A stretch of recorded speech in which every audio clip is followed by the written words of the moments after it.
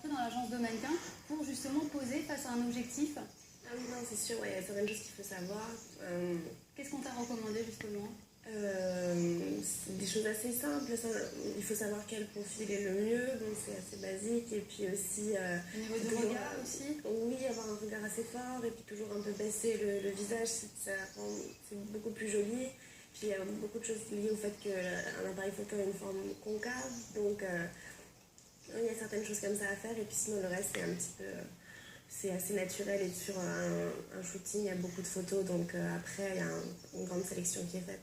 Puis sinon, oui, c'est vrai, il y a des cours de marche aussi. C'est vrai que ça, j'imaginais pas avant, mais bon, il y a 2-3 petits trucs à apprendre comme ça.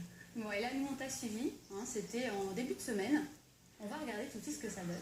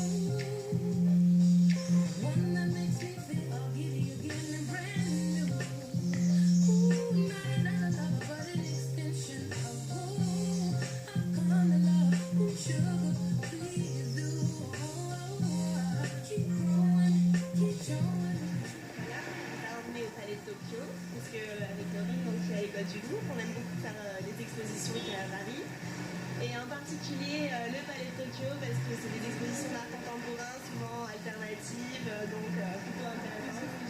Ouais, super original, donc voilà. On rentre?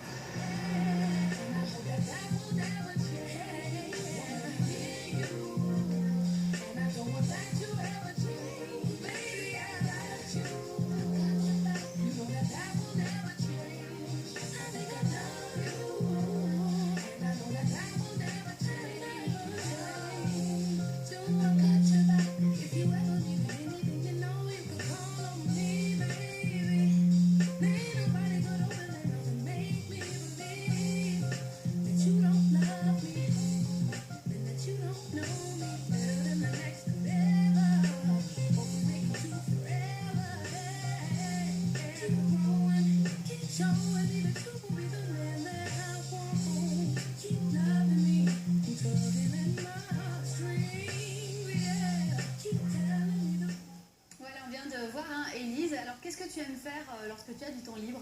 Donc, quand je ne suis ni à la fac, ni à mes castings, donc quand je ne travaille pas en tant que mannequin, j'essaye de prendre du temps donc, pour travailler à la bibliothèque, comme on l'a vu là, parce que bon, il y a beaucoup de travail personnel à fournir, surtout quand on est à la fac, des dossiers à rendre, donc voilà.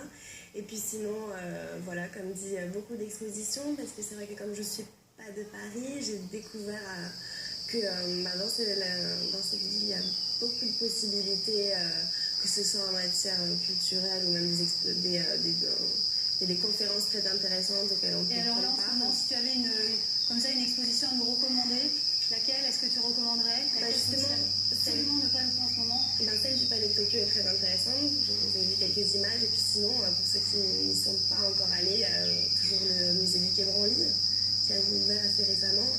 Et puis sinon, ce qui est aussi intéressant, mais que beaucoup de monde ne connaît pas, c'est les entretiens du XXIe siècle qui sont ouverts à tous, qui sont proposés par l'UNESCO, sur des thématiques toujours très intéressantes, comme le partage